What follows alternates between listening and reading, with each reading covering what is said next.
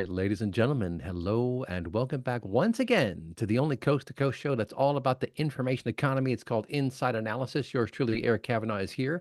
And I'm very excited to talk about one of my favorite topics today, folks. We're going to talk about public private partnerships. As some of you may know, I have a whole history in this space. Many years ago, in a past life, I represented the Downtown Development District of New Orleans, which was a fantastic public private partnership.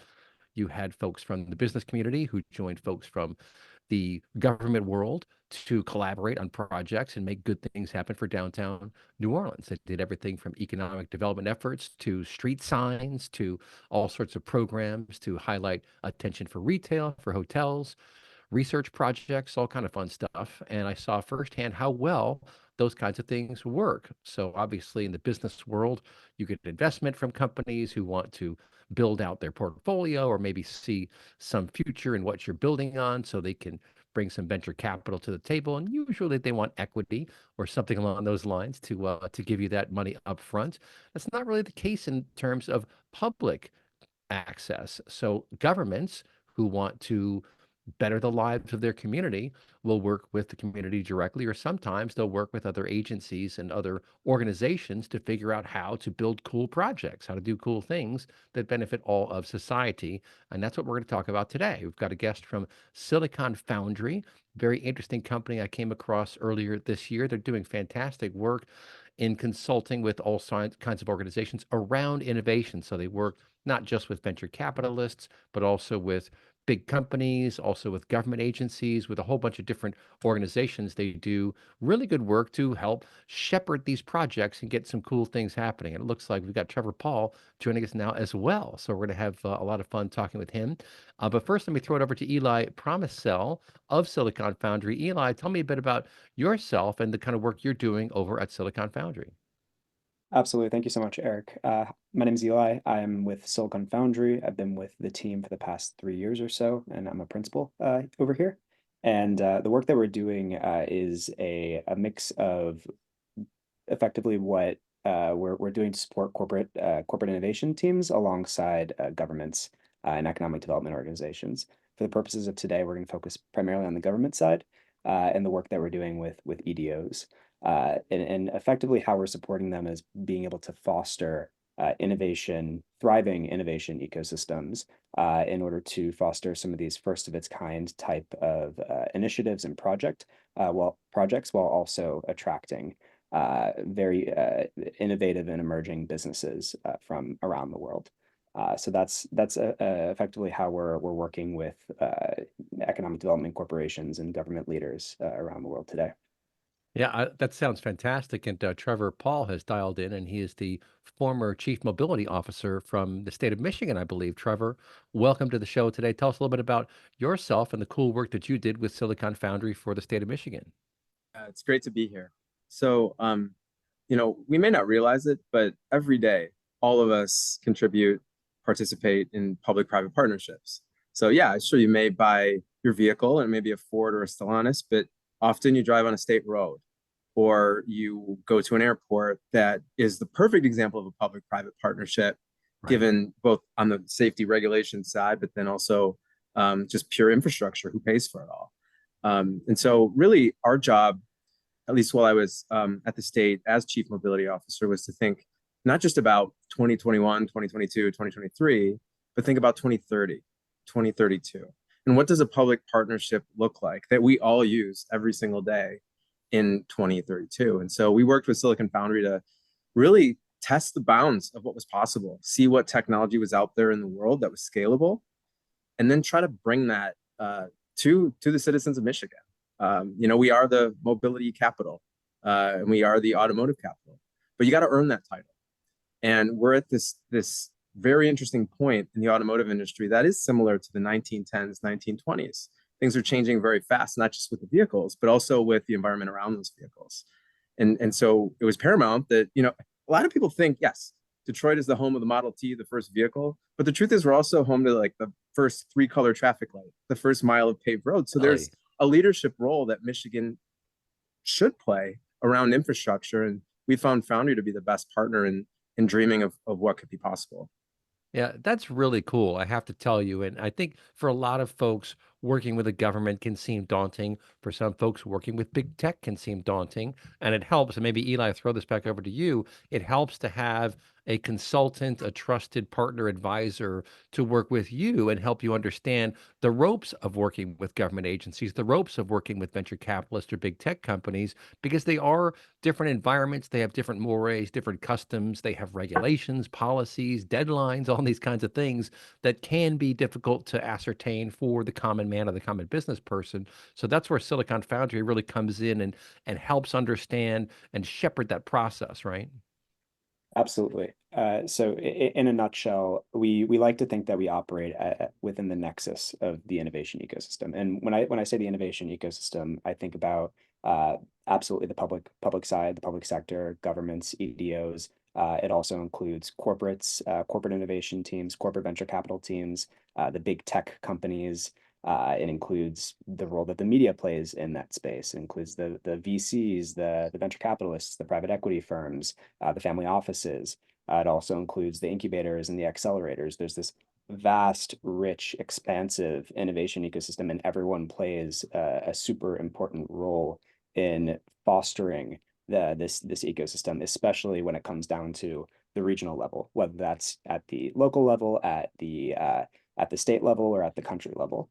And so I think it can be, to your point, daunting to serve on one side of the ecosystem and understand how to effectively interact with another side of the ecosystem, or understand how to communicate with different sides of the ecosystem. So in many cases, we can often serve as translators. We can serve as catalysts for these types of opportunities, and being able to bring together and convene some of these different players across the ecosystem in order to Trevor's point, create something in many cases first of its kind, or truly innovative. And so that's a lot of the work that Silicon Foundry has been doing, really behind the scenes in many cases, but also really serving as an extension of economic development teams and of innovative government agency teams to help really bring some of these initiatives to life. Yeah, that's really cool stuff. And Trevor, I'll throw this back over to you. In a past life, I was a journalist, and I remember interviewing a guy from the Illinois Department of Transportation, and we were talking all about planning highways. And told me something that was very interesting. He said, in our world, we're not allowed to expect more traffic in the future. We have to look at current traffic patterns and use that as our baseline for building roads and where we build roads. Mhm. And this was back when they were building 355, which was a huge undertaking and really transformed the Chicago suburbs, because it was kind of out west, but it went northwest through a lot of major suburbs and just was fantastic. And I was like, well, that's very interesting. So you have to be forward looking. You have to understand the regulations, you have to understand the budgets, the processes around all that, and then work with partners to figure out what can be done. And that's kind of what your role was, right? Yeah, yeah. I mean, I to a degree, yes, you have to look at what has been done, but then you also have to look at like what's been wrong about Yeah. what's been done. Yeah. Um, and Most and people and don't some like that, right? yes, yes, and in our case, I understand that mindset, because you have an obligation to the taxpayer to be as efficient as and effective as possible with their dollars, with their tax dollars. And so you can't really use that money to bet on the future. However, it is incumbent upon government to plant the seeds for innovation, to allow innovation. Sometimes that is done through regulatory right of way, passing laws, but other times that's done by seeding just a little bit of capital, saying to industry, "Hey, if we put down $1, and maybe you could put down $2, because ultimately this will feed into your business model. Maybe we can do something special together that saves lives. Maybe we can do something special that could help with emissions in an area within the Detroit city limits that has been one of the most polluted in the nation for decades. There are things we can do together to create a better world." And we were really proud, in working in Foundry for the period of time that we did, that for every dollar we were putting down, because the concepts were so great, we were getting like $3,500 back in industry match in some Wow. way, shape, or form, where they're like, "Yes, we will invest in this idea. yes, we see the future. While the returns might not be right away, these are returns that, we not only want to see happen in the world, but ultimately could create other new business models beyond what we have currently. Yeah, and Trevor, I'll throw this one back over at you. Economic development is such a powerful engine, and mobility is central to that. So Yeah. enabling safe traffic, not just of people, but of goods throughout urban areas and throughout a Yeah. state the size of Michigan. A lot of people may not know Michigan's a big state. I've driven all the way up north and all the way down south Have and you? across. Okay. Oh yeah, I've been up to what is it, Saginaw and Sault Ste. Marie and all these Yeah. places. So Mhm. I know it's a beautiful state. It's beautiful in the summer. Lots of mosquitoes. That's my only complaint. If you guys could work on the mosquitoes, maybe that would be We're working on it. Working on it. it's Yeah. tough, but the point is that when you make these investments, the fruits of that labor can be enjoyed for years and decades to come, right, Trevor? Yes, as long as it plugs into the existing infrastructure, the existing systems. One of the things I'm careful to say, and whether it was to lawmakers, policymakers, or CEOs, it's like, no, we're not trying to land a spaceship on the current way that we live our lives. Like, this is not something that should make you have to go out of your way to use. This should Right. plug into everything that you have in ways that, sort of how Steve Jobs did with the iPhone, in ways you could never imagine. Uh, and so in our case, I'll give you a couple of examples of the projects that Foundry played a direct role in incepting. We worked with a company, Electrion, which Foundry introduced to us, a company based in Israel, but with ties in Sweden. And they had done some really successful deployments in Sweden of a road that actually charges an electric vehicle as it's in motion. Hmm. Pretty cool. Wow. Not something that is useful on every single road or every single mile of the 28,000 miles of road there are in Michigan, but something that works for, say, routine deliveries, something that works for transit. And so, with the idea being so buttoned up, so detailed, with a partner that was willing to invest some of their own funds into it, we were then able to go back to multiple state departments and the city and say, hey, could we stitch together a public-private partnership and do something that's never been done in America? And we did that. And right now it's active in downtown Detroit. And actually, it made national news when we did it. So beyond just being a functional solution that we hope to grow in the future, it was perception altering.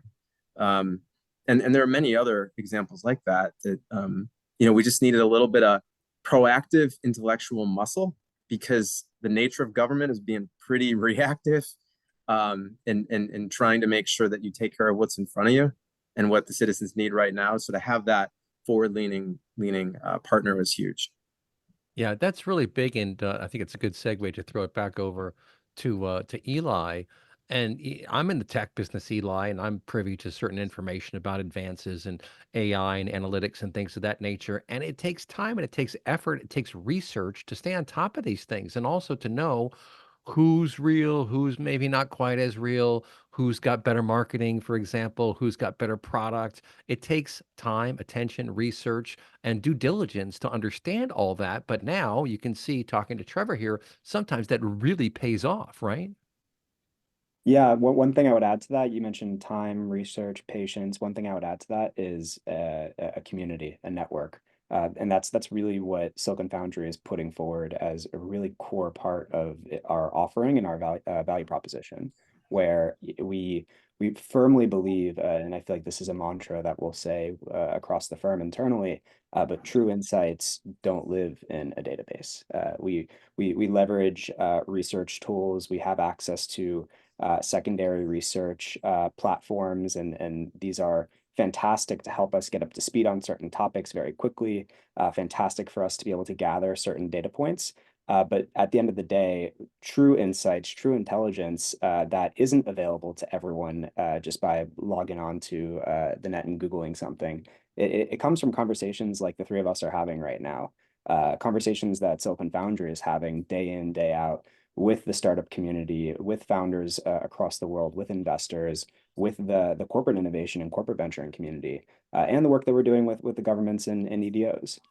So by having those conversations day in, day out, we're able to extract those key data points, and then, to Trevor's point, proactively facilitate what we like to call a curated flow of insights, intelligence, and in many cases, actionable opportunities and actionable outcomes. In the case of EDOs, that could be an opportunity for a company like Electron to come and pilot its technology and test its technology in a maybe a test site setting, or in eventually a real world setting, which is in process right now. Or it could be within the corporate setting. It could be a similar pilot or trial type engagement. It could be a strategic partnership. It could be a strategic investment. It could be a merger acquisition opportunity, depending on the group that's involved. Yeah, there are lots of opportunities. And I guess this gets to the heart of our conversation today, which is the intrinsic value from public-private partnerships. Because government has tremendous capabilities. They can pass laws if they need to. They can pass regulations. They can modify regulations. They can explain certain things. And they have access points that private industry companies just don't have. Meanwhile, out in the private sector, there's a tremendous amount of innovation happening all over the world. To your point just a minute ago, Eli, it's not just here in the United States, it's in Israel, it's in Europe, it's all around the world, being dialed into a network of professionals, of consultants, analysts, engineers, people who are actually working on these things is incredibly valuable because number one, it saves a lot of time. And it also helps you to have very productive conversations, right? If you have someone in the room who can tell you, yeah, actually that technology is not really ready for prime time yet. Here's why, X, Y, Z. That's extremely useful because out there in the wilderness on your own, something can look good, but if you don't have experience deploying these technologies, managing the process over time, bad things can happen. I mean, I lived many years in New Orleans and I watched as the casino went up and then the public-private partnership fell apart. Like we just saw this big hulk of a concrete building for like a year and a half until they finally got their act together again and finished the job. So it really does pay to know people, to know processes, to understand processes, and to make these commitments. And I think that's what it really boils down to. But folks, don't touch that dial. We'll be right back. You're listening to Inside Analysis.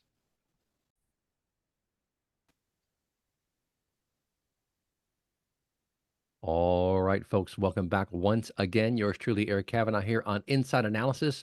Fascinating conversation today. We're talking to Eli Promsel of Silicon Foundry, one of the coolest companies I've come across in a while.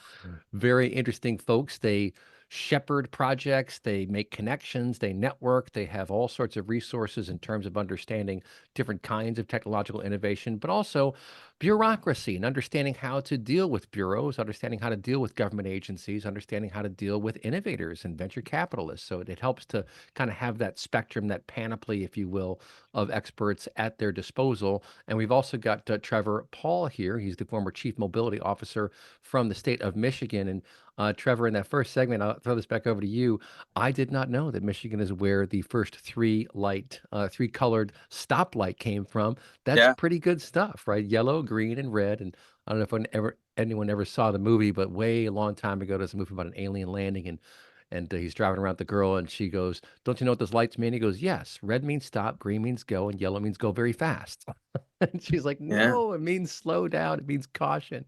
Hmm. But that's just one cool part of the history of Michigan. Of course, Motown. What does Motown stand for? Motors, man. General Motors, cars being manufactured. So there's a spirit of innovation and industry in Michigan, right, Trevor? Absolutely. But it's an interesting time in our history. Um, Electric vehicles require less parts. And so as we think about the transition from internal combustion engines to EVs, our supply base stands to shrink unless there's ways that we can diversify, get into other modes of transportation. If you believe any of the future mobility predictions that you see from either big consulting companies or those in the industry, the way that we get around is going to change in the next 50 to 75 years. And car ownership may be something that is a thing of the past. I'm not saying it's going to be like smoking on airplanes or anything, but it's something that eventually maybe we have 4 lanes for autonomous vehicles, transit, and 1 lane for those that want to drive themselves, because driving yourself could be extremely expensive, Hmm. depending on where our high volume manufacturing takes us and how prices go up and go down as you think about the future of automotive. Hmm. And so really it's important to us in Michigan, right, that we're thinking now about the future that we all want to live in. And how can we take that supply base and give them a diverse set of opportunities? Maybe the future of drones, maybe the Hmm. future of even freight shipping, both on waterways and highways. There are all these different ways that we can think about transportation, micromobility, the future of scooters, the future of bikes. Michigan's a place that makes things. We design things. We think of things too. It's not limited to sedans and SUVs. And so the role that I had in the state was very much like sort of being this evangelist, this promoter for a future in mobility that isn't just anchored in automotive, but anchored in a bunch of different things. Yeah, that's very cool. And Eli, I'll throw this over to you. And I'm glad that Trevor threw in there the concepts about, or the reality of moving product, not just moving people, but moving product, moving supplies and supply chains.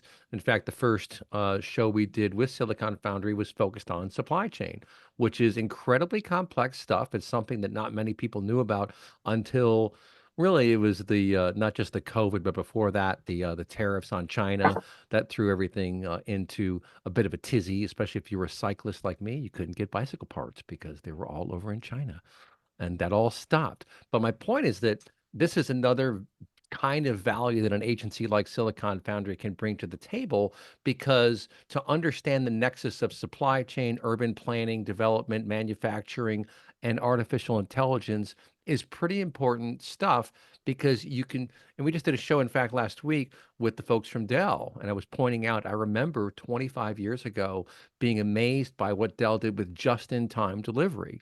And I joked that I actually knew a guy who drove a van all around the Dell plant just all day long with motherboards waiting for the call. Because they'd say, okay, we got an order for 50, like you drive in, drop off 50, and then drive off. That's just in time delivery. And that's 25 years ago.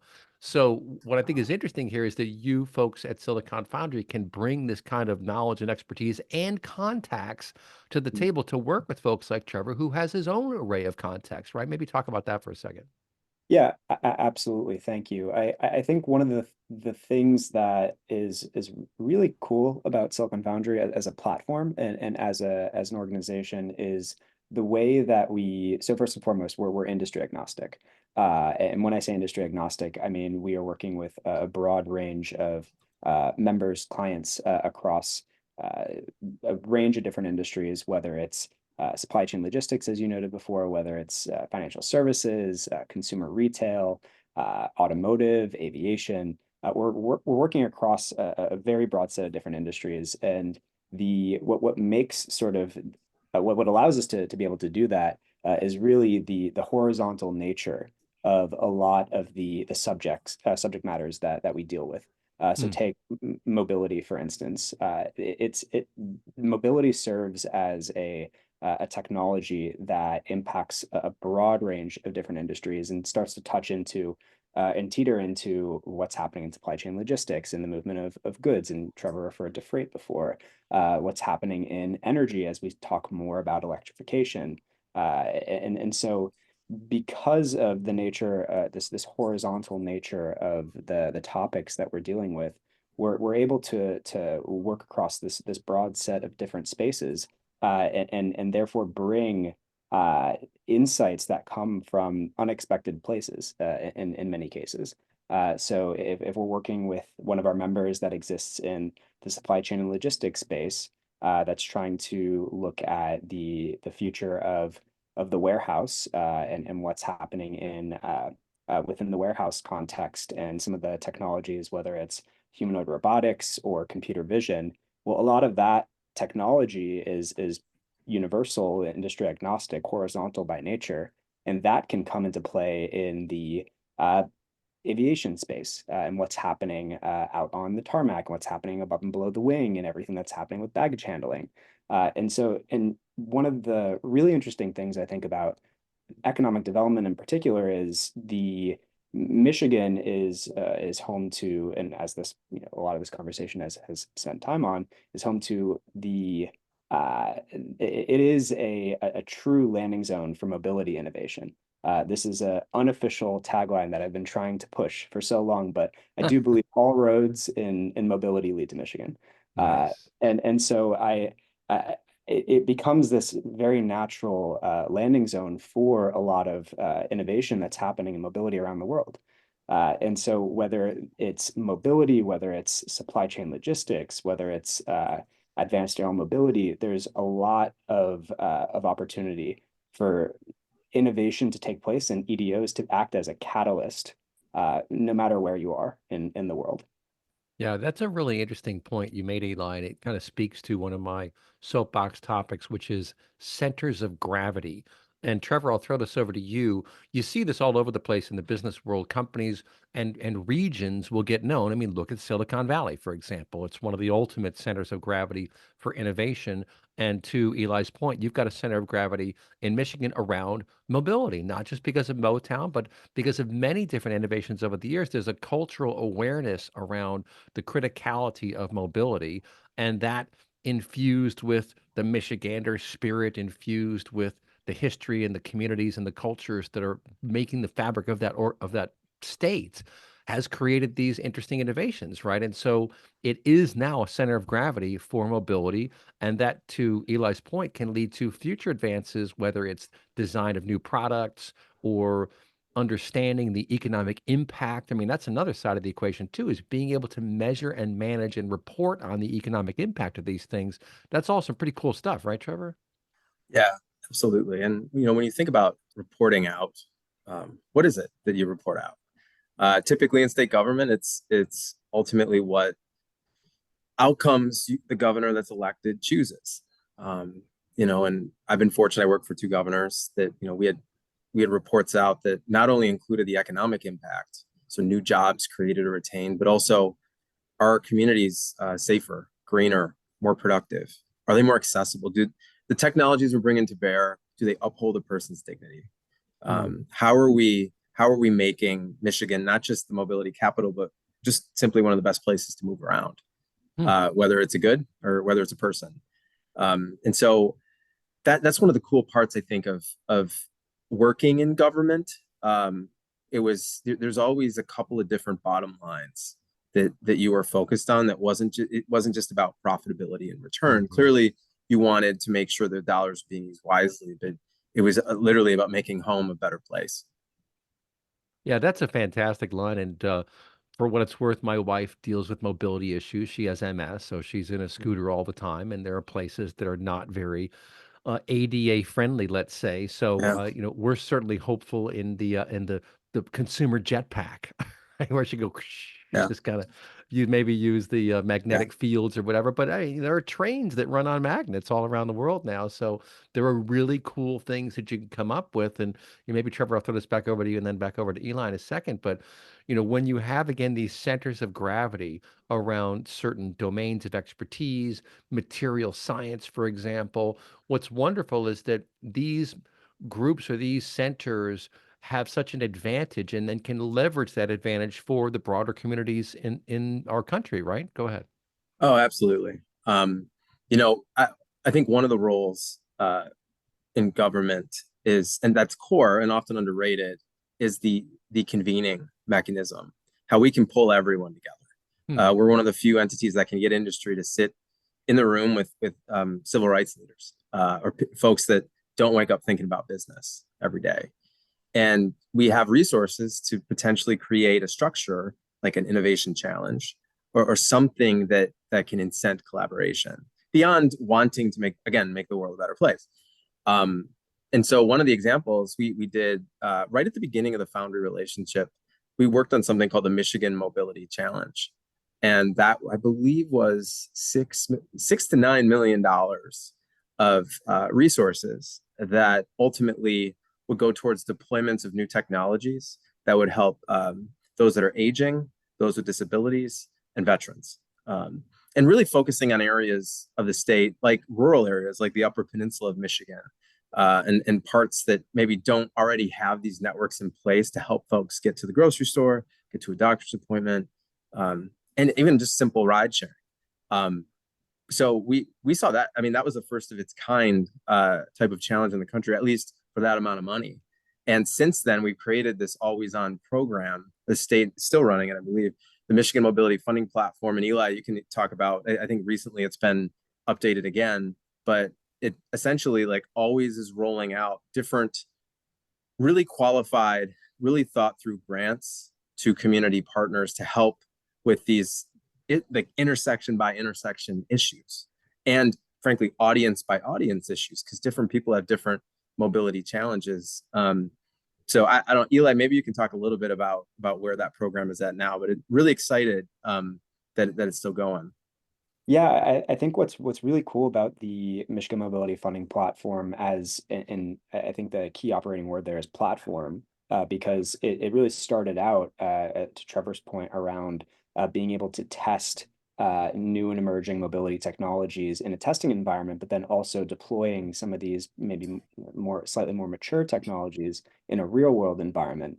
And since then, it's evolved into this broader foundational platform upon which a range of different challenges, initiatives, and programs sit, which create opportunities to tap into non-dilutive grant funding to help offset costs for these deployments. And I think that's a really key aspect of the economic development playbook, to be able to attract new companies, to be able to help foster and develop innovation activity within a region. Yeah, and I really liked, Trevor, how you mentioned intersection by intersection. You know, when you get right down to brass tacks, people have to live in their communities and they have to be able Yeah, to move from place A to place B. And, you know, of course, urban planning comes into all this. Maybe we'll talk about that in our next segment in just a minute here. But these are all very critical concerns. And if you look at how the suburbs were developed over time, well, the automobile had a lot to do with that because gas was cheap. And so you could build outside of the city and start building bigger homes and communities. And then, of course, we had rush hour, and then COVID came, and maybe the rush hour was pushed back a little bit, which is probably the best thing that happened from COVID is just all right, let's all slow down a little bit. We don't all have to get on the highway and try to move into the downtown area at 8 a.m. every morning and come back at yeah, 5 p.m. I mean, I grew up in Chicago. Let me tell you, for a short period of time, I drove into the city from the suburbs. That was no bueno. Like yeah, it's no fun sitting in traffic, moving at a mile an hour for 45 minutes just to get to a destination by a predetermined start time for your day. But that's yeah. another component of this dynamic world that we live in these days. A lot of people work from home now. A lot of people can work from home. And we learned in COVID that a lot of jobs they thought could not be done from home can absolutely be done from home. That's good news. But it's also good to go into the office and to mix it up with people. But folks, don't touch that dial. We'll be right back. You're listening to Inside Analysis.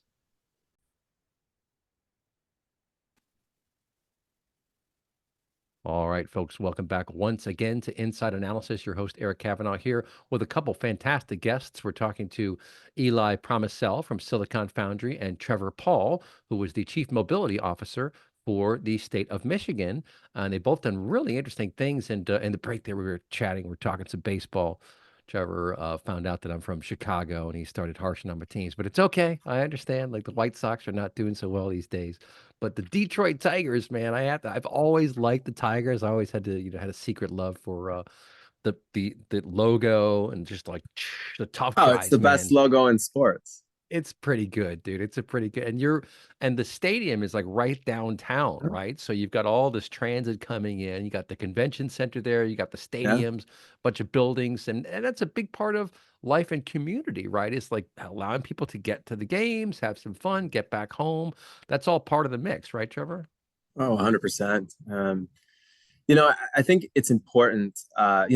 Detroit's not no different than other cities that are between the coasts, where you have a downtown core that maybe has seen some more dense days.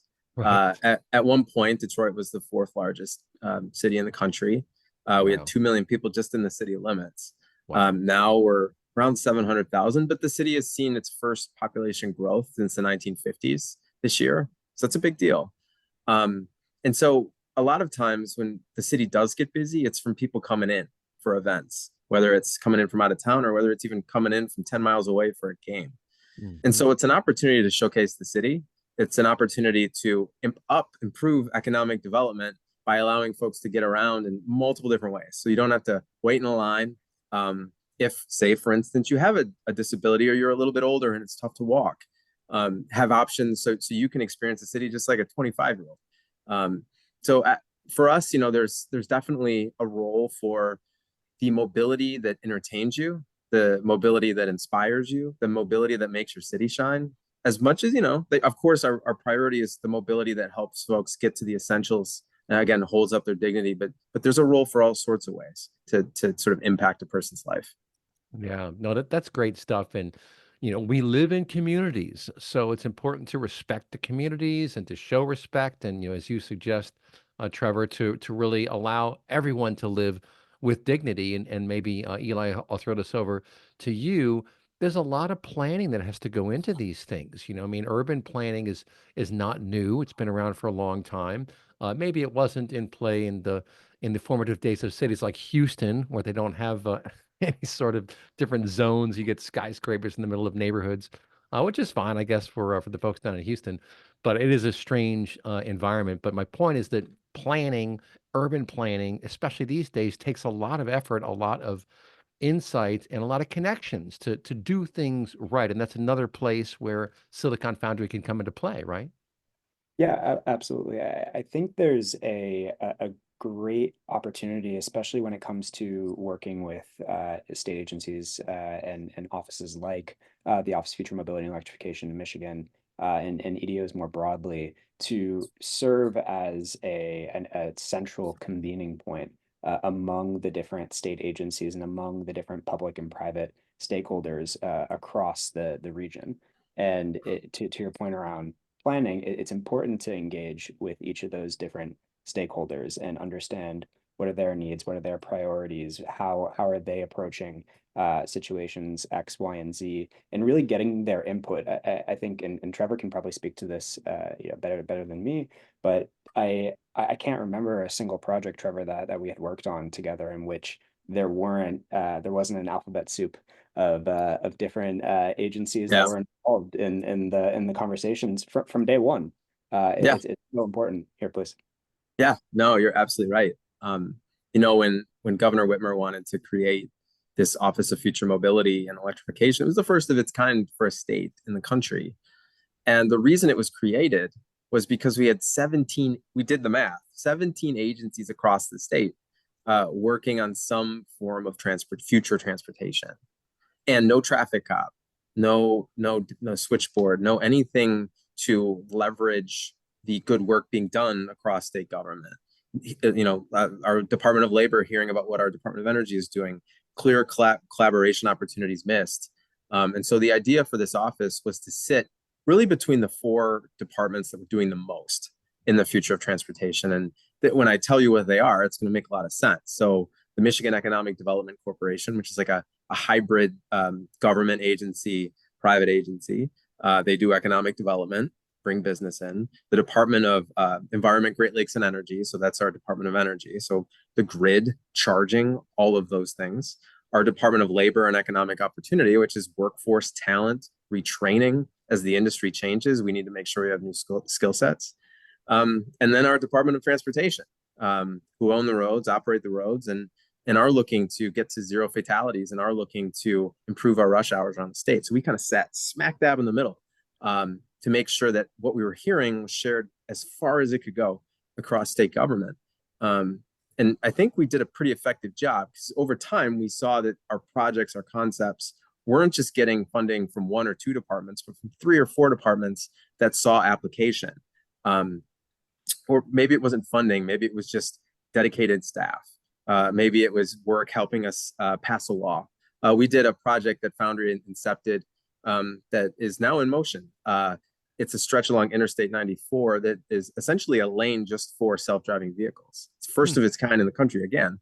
And the idea is to run that lane, especially for trucks, especially for, you know, moving people, say, from downtown to the airport. Our airport's a bit far from the downtown, or from Detroit to Ann Arbor, which is about a 40-mile stretch.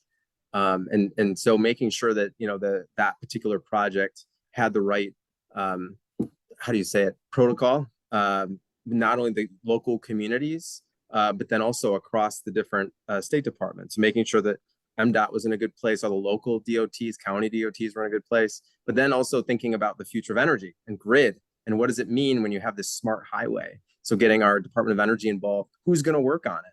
what types of jobs. These are going to be different jobs than any other road worker jobs, job that you've seen across the country. These are going to have to be higher tech.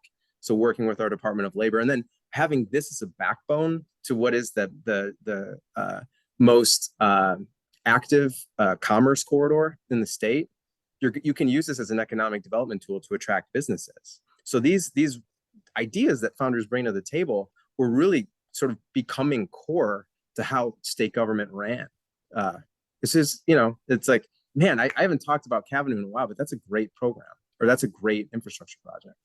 Something I would add to that. Oh, go ahead. Go ahead, That's Eli. all right, Eric. Something I would add to that is, we spoke about Michigan Mobility Funding Platform as a platform and sort of this enabling platform. Well, there's also these physical platforms that serve as points of attraction for innovation. And so whether that's the Kavanaugh corridor on I-94, whether that's the wirelessly charging road, whether that's what's happening in the Michigan Central Innovation District. These all serve sort of as these physical platforms for opportunity within testing and deploying innovative mobility technologies. There serves, these anchor partners, being the state, being Kavanaugh, being various state agencies. But then if you think about it like almost like a tech platform, there's content that comes into this. And that content is what really activates these platforms to become true sort of exponential opportunities for attraction. That's very interesting. And, the concept spinning in my mind here as we're talking through these different projects and programs and the culture of innovation that you foster over there is the flywheel, which of course is a very important part of a vehicle. But just the concept of a flywheel has always fascinated me because it stores energy, right? You've got multiple parts and they're cruising along and they're storing energy in the middle, which in the case of a car is used to help it go and slow down and do various things. But to have these innovation flywheels in cultures is very powerful because they get energy of their own. And so they start taking off through the individuals who participate, through the teams who hear about it, the people who experience the work, who see the end result of it. And you understand, wow, there's something special going on there. And that kind of gets back to your comment a few minutes ago, Trevor, about attracting the right companies, about attracting the right people, about attracting Yeah. people who want to innovate, who want to build new things, right? So I think we'll pick this up in the podcast bonus segment to dive into it a little bit more. But the point is that the proof is in the pudding, as they always say. And when you get these kinds of organizations moving forward, there is momentum. It's a real thing. It's maybe a psychological, a cultural, a sociological Yeah. momentum that can be very palpable and can sustain the innovation wave and can sustain even through difficult times and, of course, in fruitful times. But folks, don't touch that dial. We'll be right back with the podcast bonus segment. You're listening to Inside Analysis.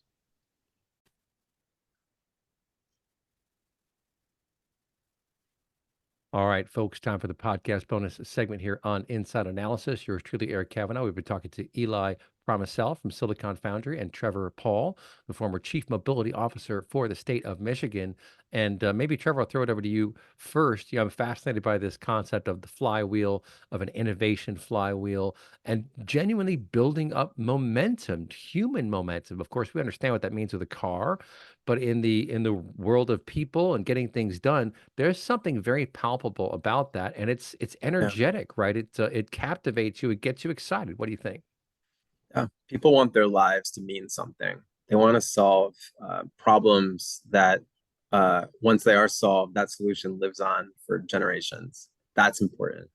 And I think the reason why so many people are wanting to come to Michigan and Detroit right now is there's a lot of things to solve. There's a lot of things to solve that in the past, Detroit and Michigan as an industry has solved for the world. And now we're having to solve a different set of variables. And there are issues with the city. We know our city grew in the 20th century. And there were certain decisions made that now we're having to peel back. And we need good, smart people, good, smart partners to come in and help us do that. I'll give you one example, and then I'll kick it over to Eli. So there's the symbol of blight in downtown Detroit is Michigan Central train station. And it was the center of town, the center of Wow. activity in the early 20th century. And it had been vacant since the 80s. And most recently, Ford rehabbed that whole Michigan Central Station campus, which included a very large book depository. And now it's a center for mobility technology. Hundreds of startups have come from all over the world. Investors have come from all over the world. Google has a spot there. And so Foundry has played a very integral role in the development of that innovation hub, and really drove us as a state and the city to think of this opportunity in a more global way. And it wasn't just about rehabbing the building, it was about making sure that we had the proper programming to meet the moment, given everything going on in the industry and all the problems. So they've kind of been like this true north for us when there are big moments. That intellectual muscle, that always that future leaning mentality that they have, really comes in handy. That's awesome. Eli, want to comment on that? Oh, you're You're on on mute. mute. Sorry about that. Sorry. One of the first things that comes to mind really is just I wake up every morning and I hear Trevor in the back of my ear going, "What's the next big idea?" Well, that's annoying. I'm sorry. No, in a good way though, because I think it always pushes us to strive for something bigger, something better. And at the end of the day, that's how we're working with governments and economic development organizations around the world, whether it's with the city of Frisco and looking at the future of sports and media and entertainment, whether it's with the Dubai International Financial Center in the UAE, driving the future of finance and everything surrounding it. I think it's a really important aspect of what we're doing and making sure that we're keeping a finger on the pulse, and making sure that we're able to bring in this new flux of whether it's ideas, insights, intel, and opportunities from whether it's derived from our network or the people that we're meeting again, day in, day out around the world. Yeah, that's really good stuff. And I'll just kind of comment. And folks, if you want to learn more about these, folks, look online, sifoundry.com. It's called Silicon Foundry. And you can find Trevor and Eli on LinkedIn as well. And Eli, I'll just throw a last comment over at you. The ability to bring people together to convene, as you suggest, is very compelling because a lot of division stems, I think, from lack of communication or from misunderstanding or from misconceptions that people may have, or just feeling like they're not being included. So when you include people in the conversation, this is why I love the inclusion part of the storyline these days. When you include people early in the game, you give them a chance to participate. If they don't want to, that's fine. But at least if you know you have a chance to get involved and to have your voice heard, that's what makes people happy. I mean, folks understand that not everyone can be involved in every project, not everyone can benefit from this or that, but at least if we feel like we're respected and honored, that dignity point that Trevor made earlier, Eli, that's crucial, and you guys really seem to have that in your DNA. What do you think? Yeah, and that's a big part of who we are and what we're doing on a daily basis. The work that we're doing with our members, whether it's the Michigan Office of Future Mobility and Electrification, I mentioned a few others before. The outside of that work, we see ourselves as a community that consists of a broad set of members across different industries, and we serve as a convening point ourselves. And so whether that's within the work that we're doing, that or some of the in-person programming and events that we have, whether it's at a big conference like CES or South by Southwest, and we're convening a bespoke private intimate dinner with some top executives, government leaders, top founders, and investors. It gives people the chance to connect in person, which I hope one time, maybe in the future, we could do a podcast like this in person instead.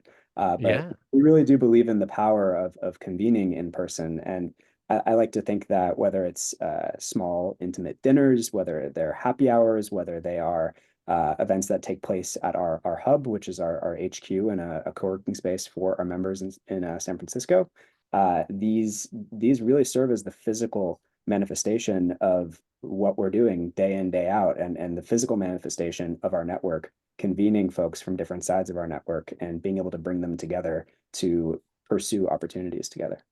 Yeah, If I I could just just, love this stuff. Yeah, go ahead. I was just going to say, a word that comes to mind when I think about, Eli's work and Foundry is demystification. Hmm. Like they demystify tech communities for government. And I think that they also do the same for the tech communities they serve. They demystify government. So it's fitting, Eli, that on your image on the Zoom call here, you have a bridge, because literally you are a bridge between the two that is always open and helps demystify some of the things I think that can limit innovation and limit partnership. Or a bulldozer, there's another word, but anyway, I could think of words all day. No, that's a wonderful term. It is a bridge. You're bridging communities and groups for the benefit of the overall populace. And to your point, Eli, there is a tangible aspect of the world. Yes, we are digital these days, but the world is very tangible. It's very corporeal, and it's very good stuff, right? And so we want to be able to bring people together to convene and to build cool things for the future. Well, folks, send me an email if you want to be on the show. info@insideanalysis.com. Look up sifoundry.com. We'll talk to you next time. You've been listening to Inside Analysis.